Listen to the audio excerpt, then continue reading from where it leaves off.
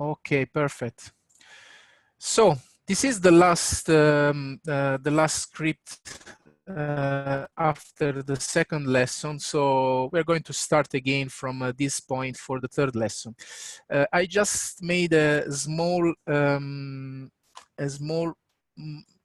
modification to this script, and as you can see, if you remember in the previous lesson, I used the value of 0 for the y direction, and actually I just changed this into a new variable that I called y, and this is connected to a slider called horizontal translation.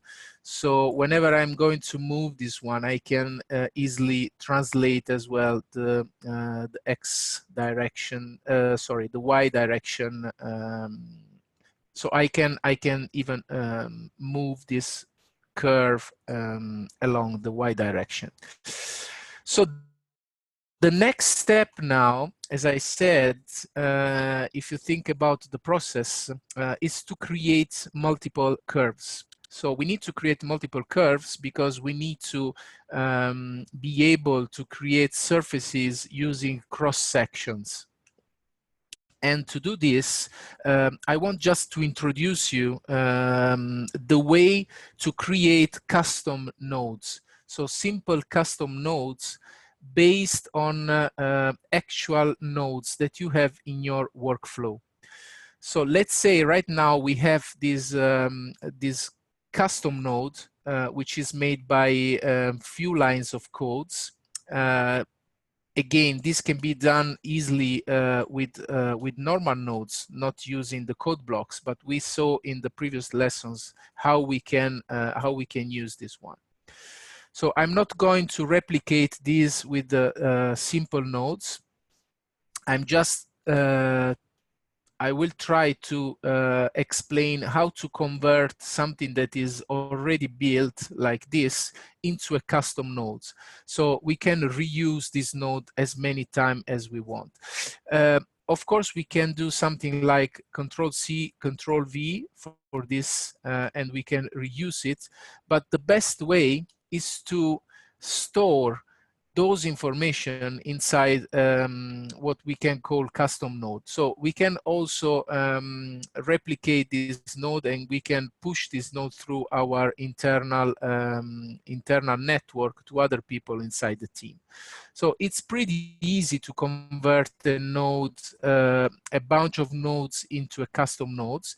We just need to select all the nodes that we want, actually. And then we can right click in the canvas, and then we can click on create custom node. So doing this, we need to create, we need to give to the node a name, and we can call this like scene curve by points. So we know that we are creating a scene curve using bunches of points. Then we can give a description. So we can say create a scene curve based on a range of points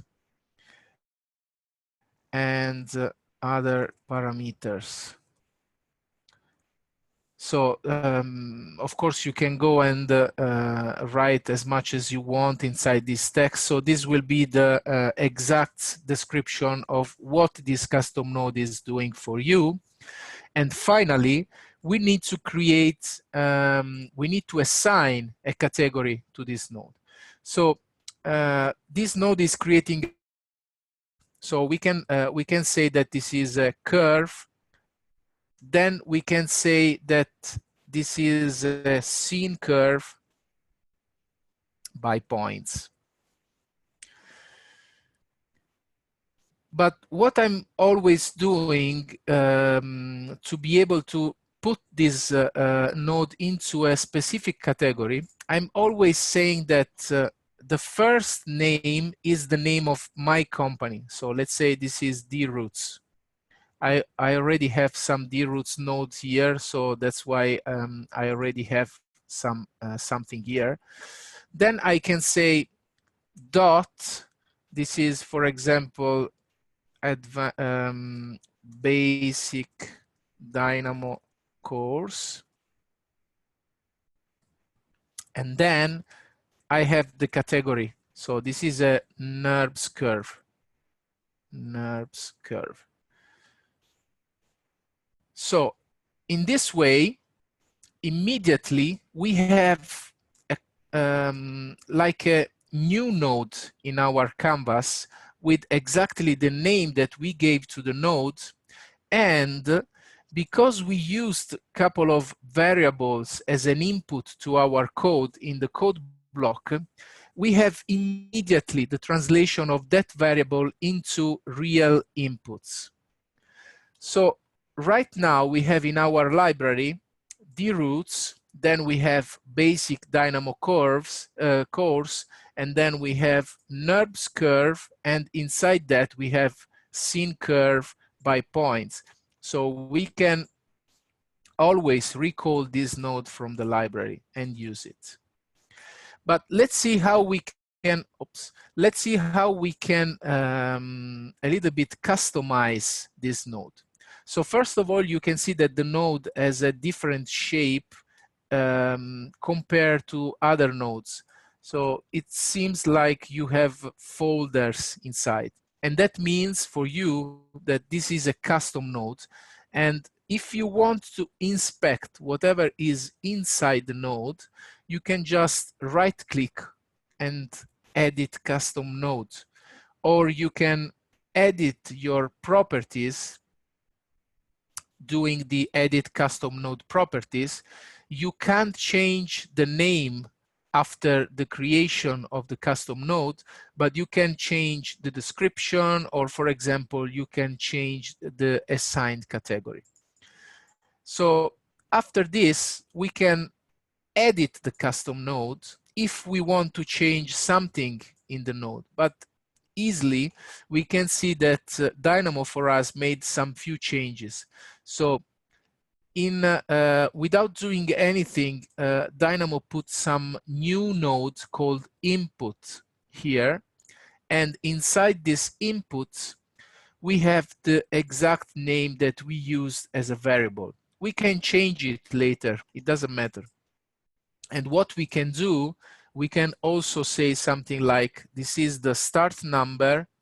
And for example, using the syntax of triple slash, we can say that we can put some description here saying that this is the start number for range. And if we do this, going back to the custom node, we will see that going through over the start number, we can see the small description here. So actually, we need to use only 2 slashes. And we can also give some preset to this, saying that this is a double number. So saying that this is a number, is not another kind of string or something like that. And the preset value is, for example, 0. So in this way, again, going back, we can see that we have a description for the input. So this is the start number for range, and the type of number is double, and the default value is 0. So it's pretty easy to customize a custom node after you create your own nodes. So let's see how we can customize everything. So let's see, this is the end number for the range. Again, this is a double, and the preset is 10, and this is the step.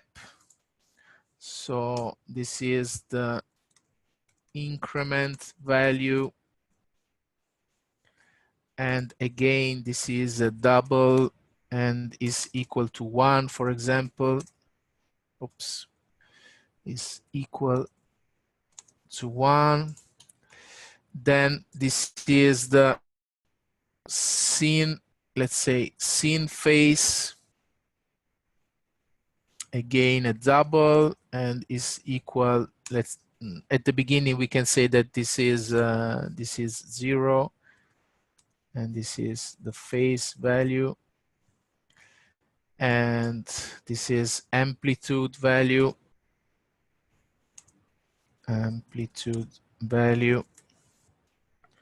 and again this is double, and is equal to 1 at the beginning.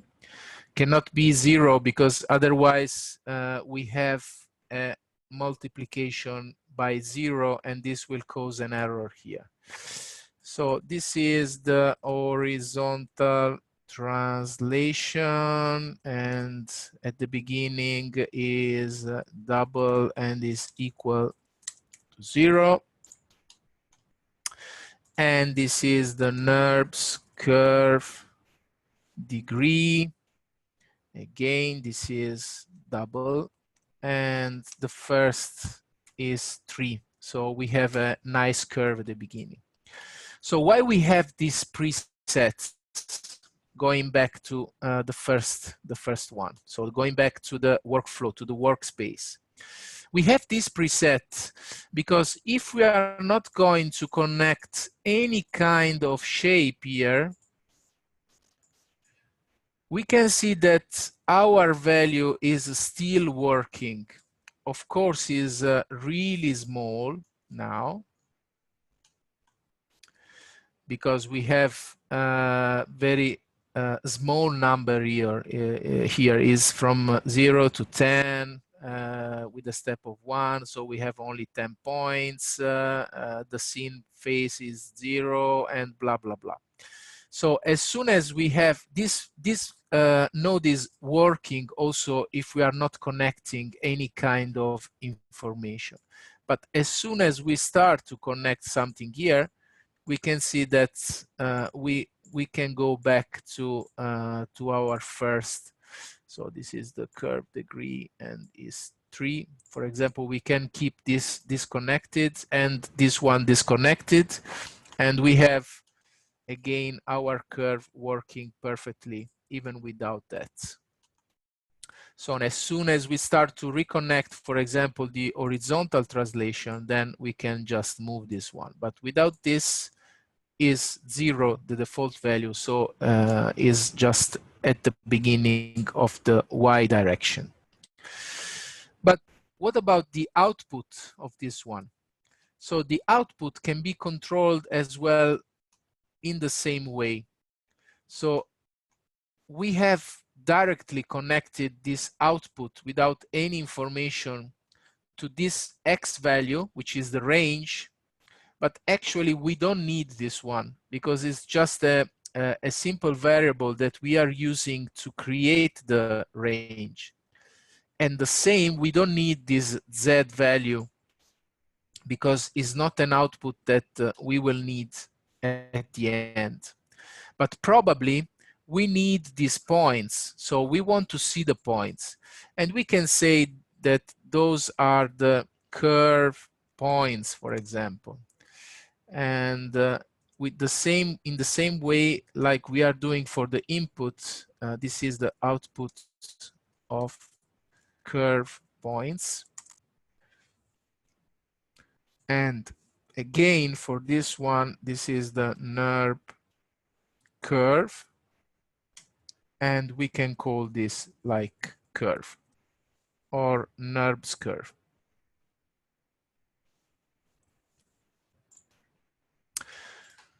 So really nice. We have named all the, also the output value. And we have 2 outputs here. The first one is a list of points. And you can see that we have a nice description as well. And the second output is the curve, which is degree of 3. As soon as we are going to change, for example, this value, you can see that if we change the degree of the curve, now is degree 1. So everything is working perfectly. So what if we want to see only the points? Or what if we want to see only the curve here? Because if we're going to remove the preview of these nodes, everything will disappear, of course.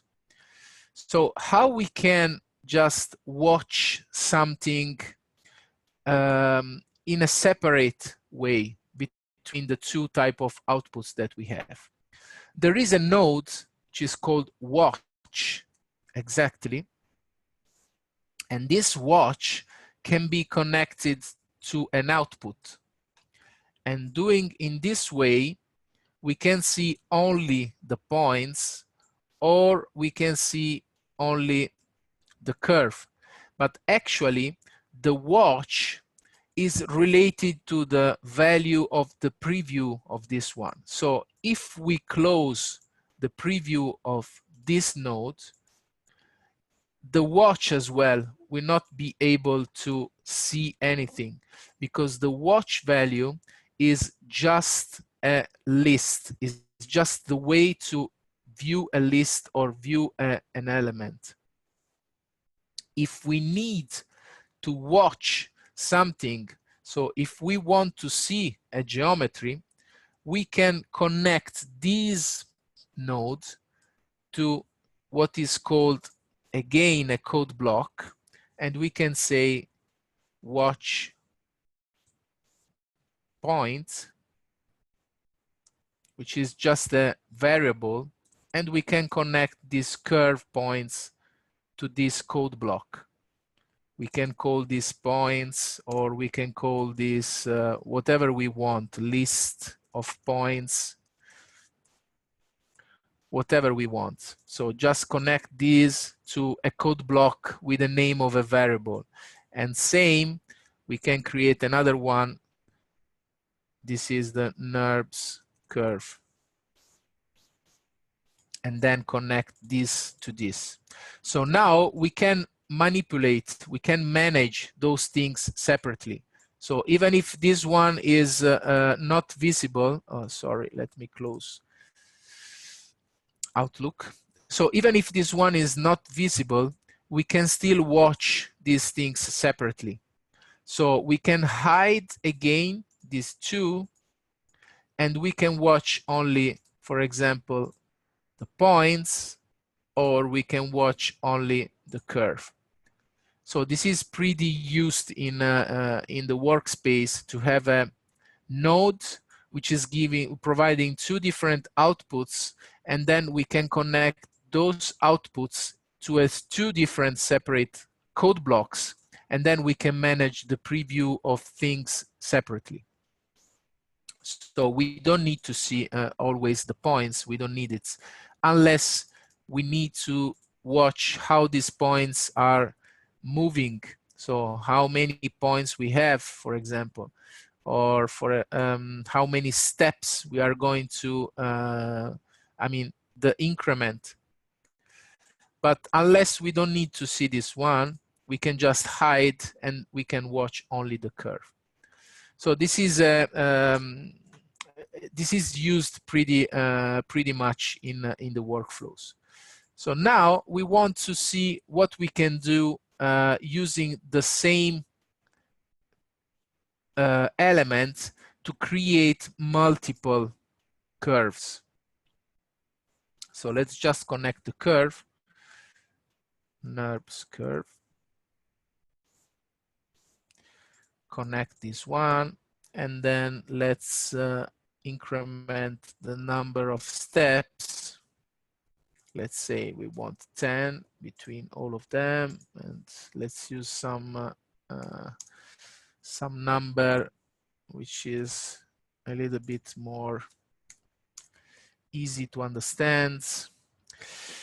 And how we can create now multiple curves based on the same element, or better, based on the same shape of this one, using the same formula, the same equation.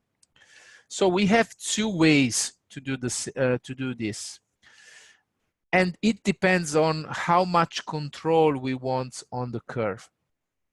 So the first one is to, for example, use a copy paste of this element here, and then we can connect two different horizontal translation. So the first one is, for example, connected to 0, and the second one can be connected to another variable.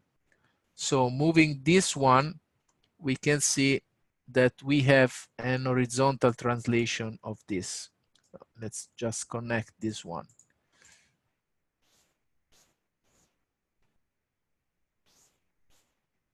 So this is just the second curve.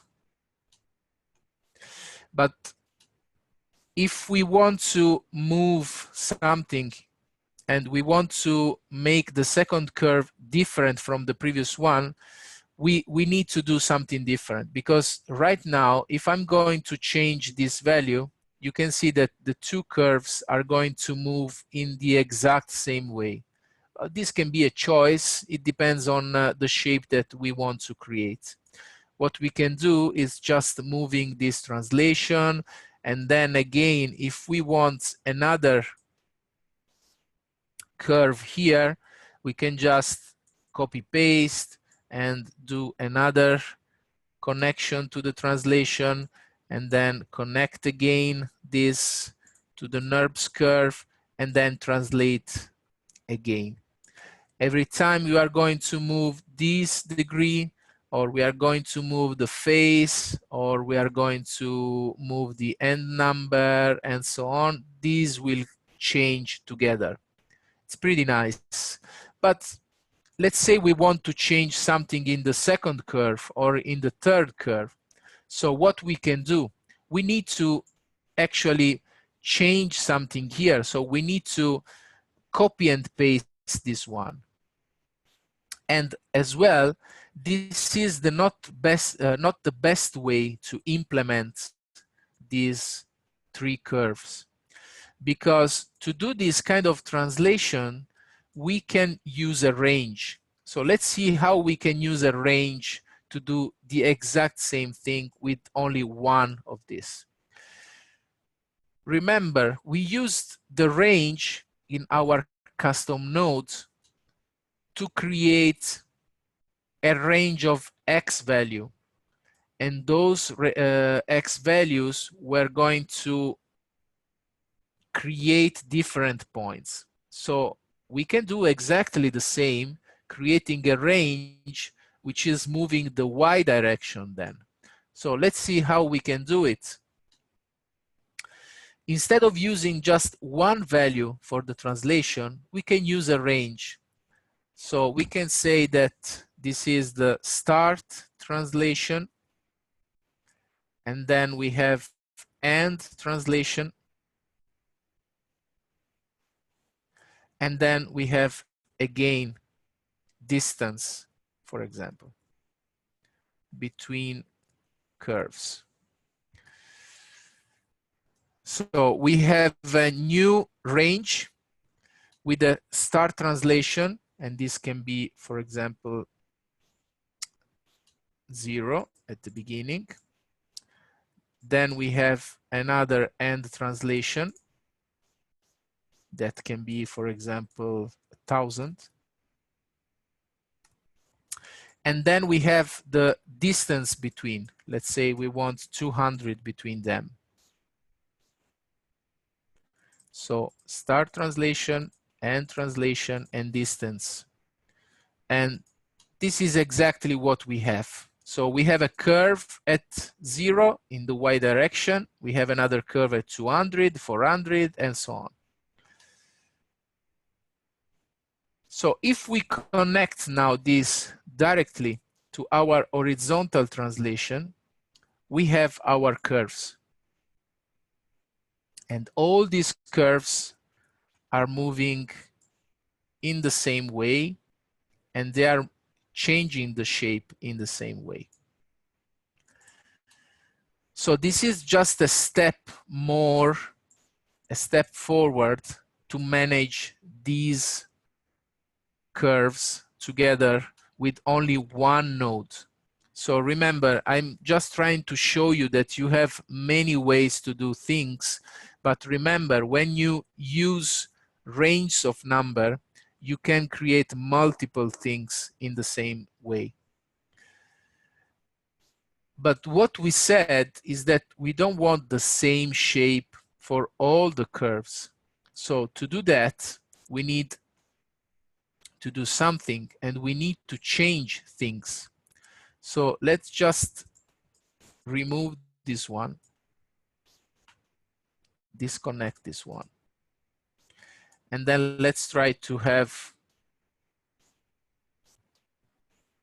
oops, another curve where we can just copy and paste this one, and we can just Control C, Control V, and connect this. So we have a translation now. And now the two curves will move in a separate way.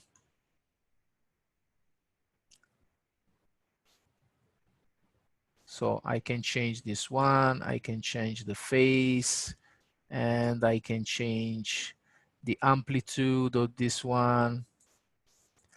And for example, I can say that I want two curves like this, one with a translation of -100, or let's say -500, and another one with a translation of 500. So we can copy and paste this one, and we have horizontal translation of -500 and horizontal translation of +500. So this can be a very nice shape that we can create easily using the same nodes in a different way. So if we want a series of elements, we can just use a range of number on the same one. If we want something a little bit more complicated, we can use a copy and paste, and that's why it's very useful to use custom nodes. So once you have a custom node, then you can use it as many times as you want. Think what can be to have a very complex workflow that you have to copy and paste instead of using just one node that is doing for you under the hood whatever you need, and you have only one single node to show in the workspace. So right now we can just show all geometries again.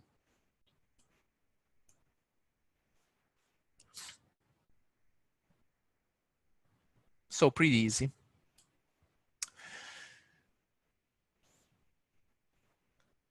The next step now is to use these curves to create kind of a surface. And the surface is just always made by different curves. So a surface is made by different cross sections. To be able to create a surface anyway, you need the curves to have the same amount of points, because each one of these points will go to connect to the same point on the other curve and on the same point on the other curve. And then the second point will connect with the second, and with the second, and the third with the third, and so on. So if you have different number of points between curves, you can have a problem. So the surface will not be like a normal surface, will be not a real surface. And sometimes you won't be able to create this surface. So what we need to do now is to be sure that these curves will have the same number of points. How we can count the number of points to check how many points we have in these curves? Well, we have a node which is called count, and you can find it just writing count here. And whatever is the list that you are providing to the count, you will have the count of the number of elements in that list. So this is pretty cool, because now we have two different outputs here. So we can connect the count node only to the curve points, because if we connect the count to the NURBS, we know that we have only one NURB here. But if we connect the curve, the count to the curve points, we can see that we have 30 points. And the same, we can say that if we connect here, we have 23. And of course, we expect that if we connect this to the last one, we have the same amounts. So we have again 23. So this is not the best way to create a surface. We need to be sure that all of them will have the same amount, like 30 or 23 or whatever it is. So if you remember, when you create a range of number, you have two ways. The first one is to say start number, end number, and increment. And this will give you 0, 1, and so on. The second one is to provide the number of subdivision. So let's say 2 subdivisions, and then we have 0 and 10. So we can make a small modification to our node to be able to say that this step is not the increment, but is the number of points. So how we can do that? We can go inside our custom node, and instead of saying that this is the step, we can change the name and say this is the number of points, and we can say that the value is number of subdivisions. The preset is 10, and we can just change this one into this one. So now Dynamo is just updating the curves, is going here, is changing the way the input is named, and right now we can say that this step should be connected to all of them. So for all of them, we have the same amounts of numbers. So you can see from the count now that all of them have 31. And if I'm going to change the number of points going up, all of them will change the number of points. It doesn't matter the actual shape of the curve. So of course, these points will be closer to each other, one to each other, because we have a shorter curve. But the number of points will be always the same. So now we have the way to connect all of them together in a single surface, and we are sure that the surface will be correct because we have always the same amount of number. So before doing our surface, I will just try to introduce you how to create a list of elements. So to create a surface, we need to provide a list of curves, but actually right now we don't have a list of curves. We just have 3 different curves. So to be able to create a list of curves, we need to use a node called list.create.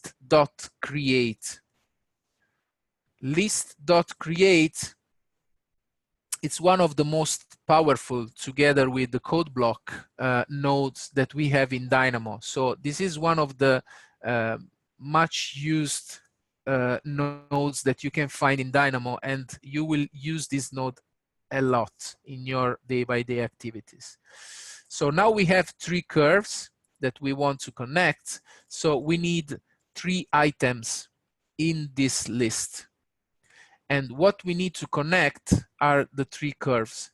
Remember that the first one is the middle one, and the second one is the first one, and the third one is the last one. To create a good surface, we need to create a list of curves with a certain order. So if we create a list of curves starting from this one and then going to this one, we will have our surface starting from this point, then trying to go to this point, and then from this point, it will try to go back to the first one. So the surface will be crap, actually, will not work. So we need to list and order our curves starting either from this curve and going to the second curve and then to the third one, or starting from this first one and then going to the middle one and then going to the last one. So remember, this one should be the middle curve, and this one can be the first curve, and this one can be the last curve. So at this point, we have a list with 3 curves, all of them with the same degree, all of them with the same amount of number, and now we are ready to create a surface. So let's see how we can create a surface. We have geometry, we have surface, and we have different ways to create a surface. What we are trying to use now is to loft between cross sections. As I said, there are many ways to do that, but right now we need to create a interpolation between curves. So this is called loft between cross sections. And what cross section is waiting for input is a list of curves. As you can see, there is curve with 2 brackets. So this means that is waiting for a list of curve. It doesn't matter which kind of curve. It is important that all the curves have the same degree and all the curves have the same list and amount of points. So now I can connect this to this, and this is our shape.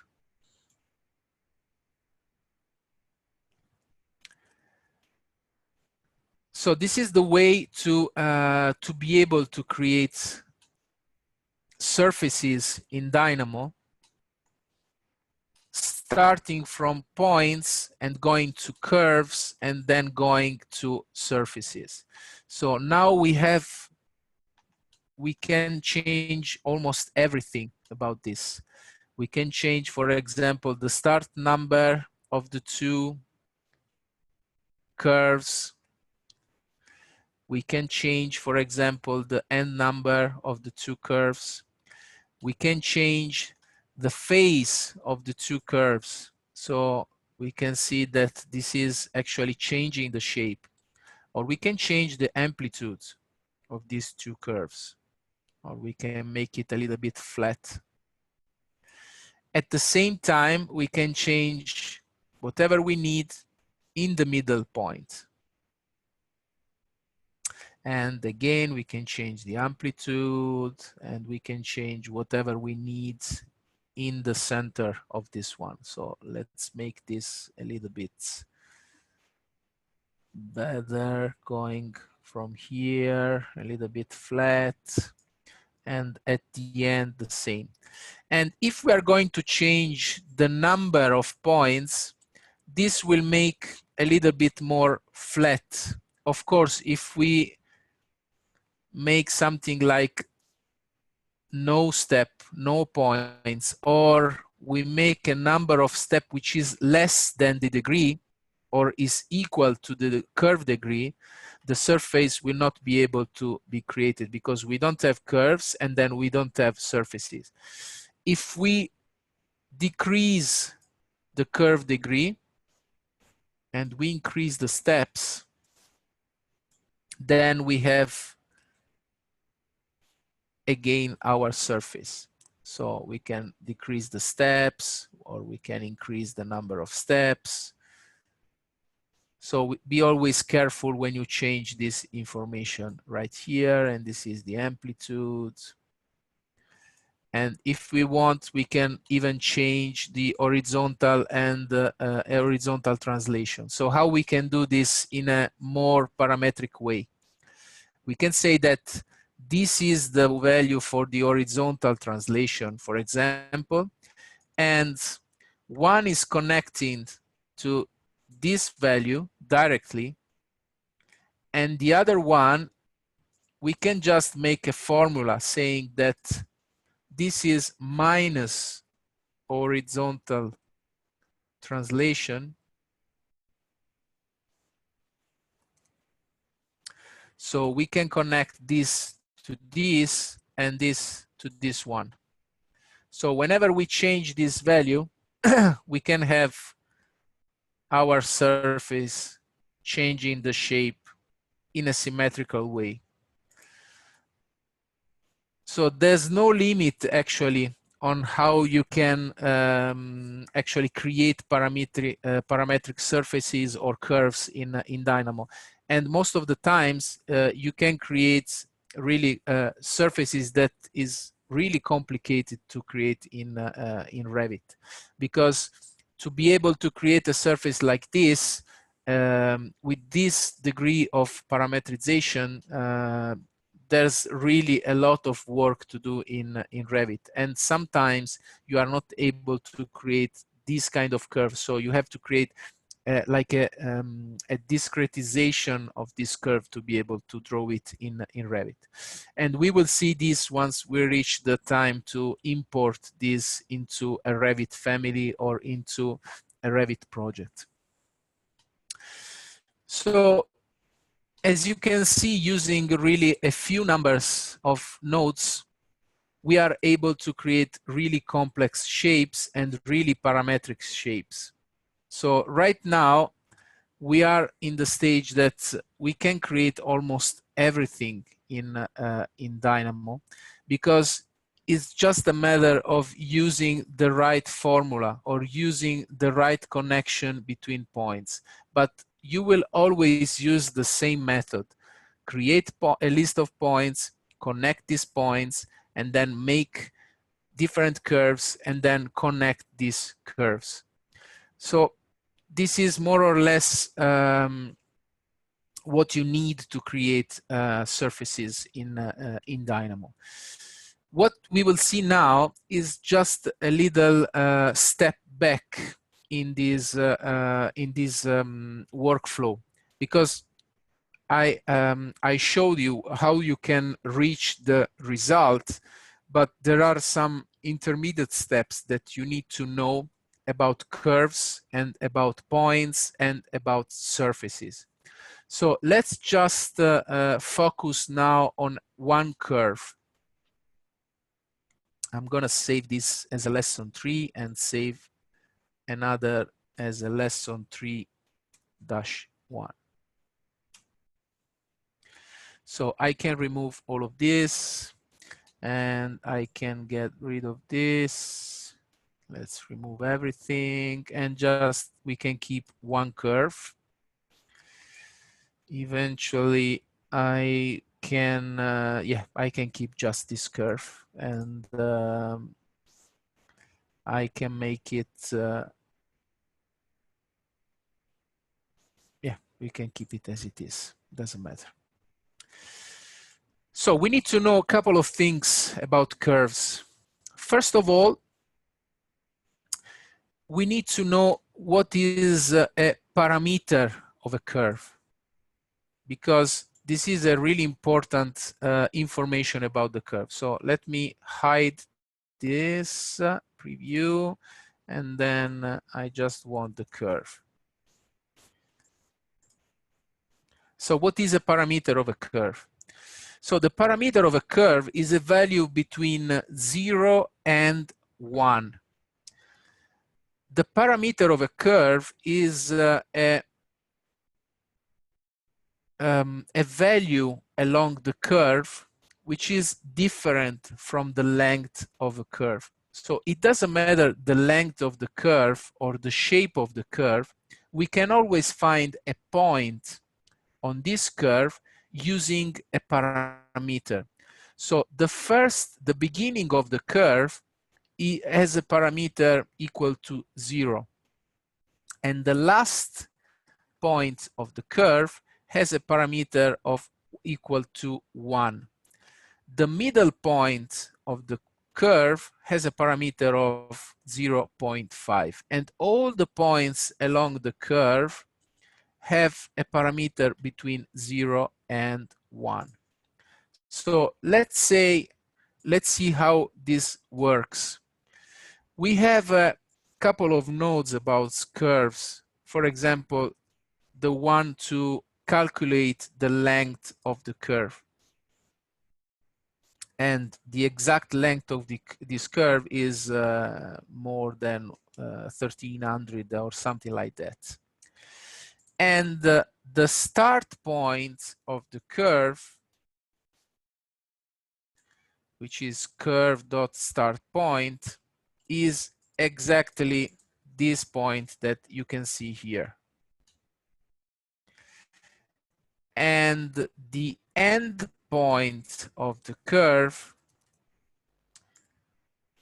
is exactly the point that you can see at the end. So if I'm right, we can get the same value, the same points, if we use another node called curve points at parameter. So this curve pointed parameter works with parameters along the curve. And sometimes you need to use this to split the curve. And I will show you now how to do that. So let's connect the curve, and the default value is 0. This is exactly, as you can see, the first point. And if I'm using 1 as a parameter, this is exactly the last point. So we can create a slider going from 0 to 1 with a very small amount of step. And starting from 0, we can see that the point is moving around the curve, because I'm actually changing this value going up to the 0 value.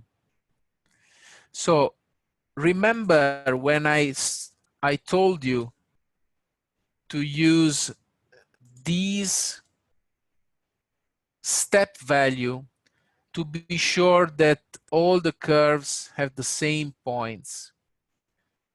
We have another way to do that, is to split the curve at specific parameters.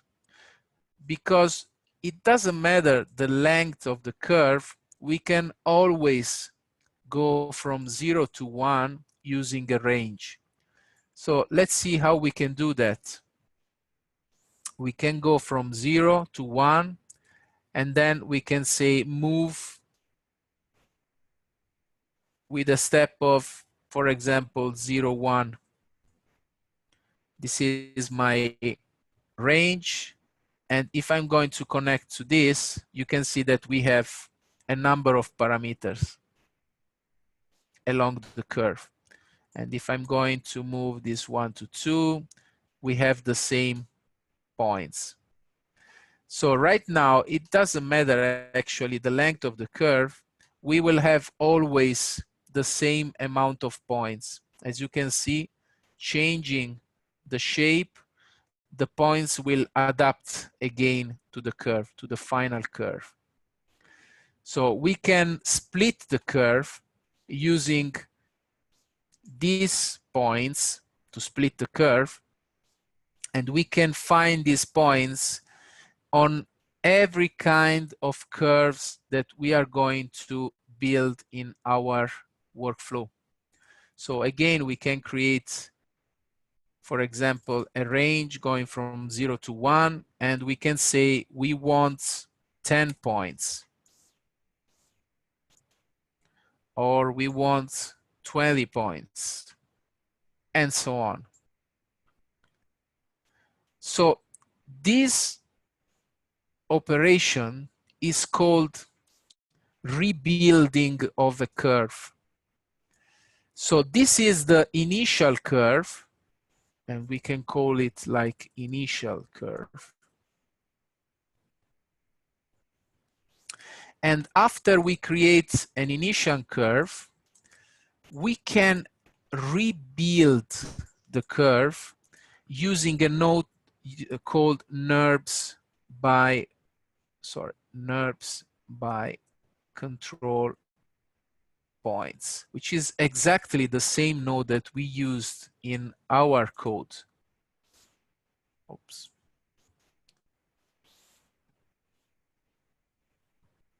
But this time we are using the nodes in a proper way. So we can connect this, and actually we have the initial curve, and let's see, we want to call this like rebuilt curve.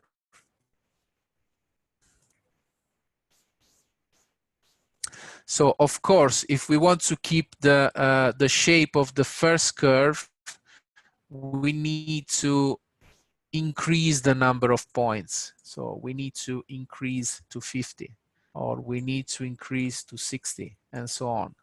So as much as we have a number of points, we can have a closer rebuilt curve. And using exactly these three nodes together of course with this one, we can rebuild any kind of curve without thinking about the number of points that we used at the beginning to create that curve. So if we have, for example, another curve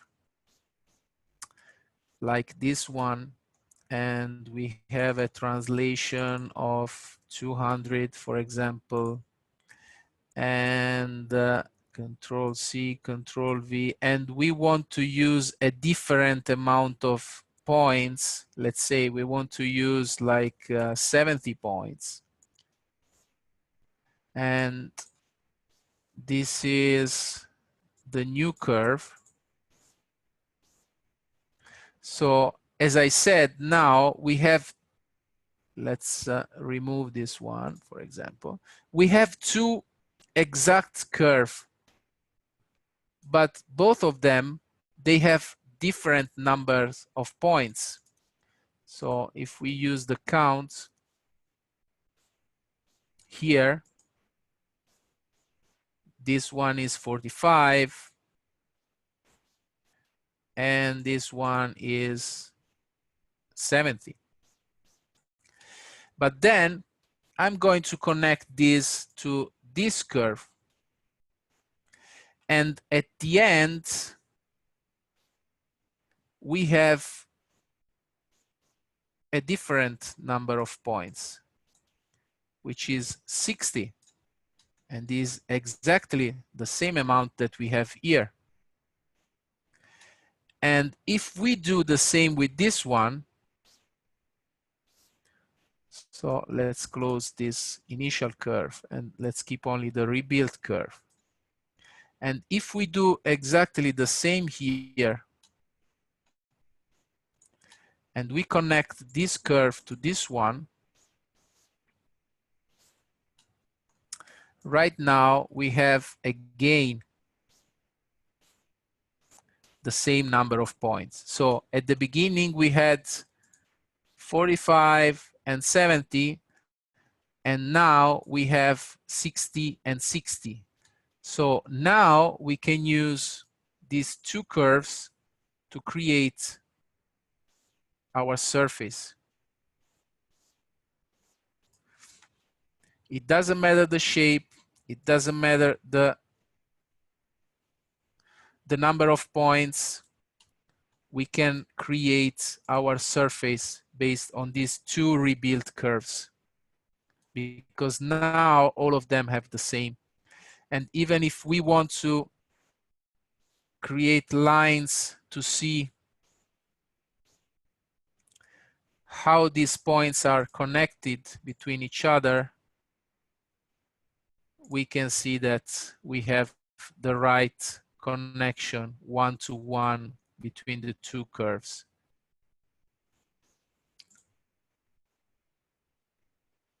So pretty nice, no? It's very nice. So how to rebuild the curve is really important. It's a really important task, because you don't know how is created your curve at the beginning, because you don't know what you need to create the first curve. But once you reach the point that you want to connect more curves, more cross sections together to build a surface, then you need to rebuild the curves. And to rebuild the curves, most of the times, the best way to do it is to rebuild the curves using the pointed parameter to find points. And once you found the points, you can use them together. So you can use those points actually to connect this one. And then you can find the same amount of points, and then you can go to the surface. So this one is just to visualize how these points are connected, and you can see that you have a one-to-one connection between the two curves. Even I can change now here the number of points at the beginning, but they will always reconnect together.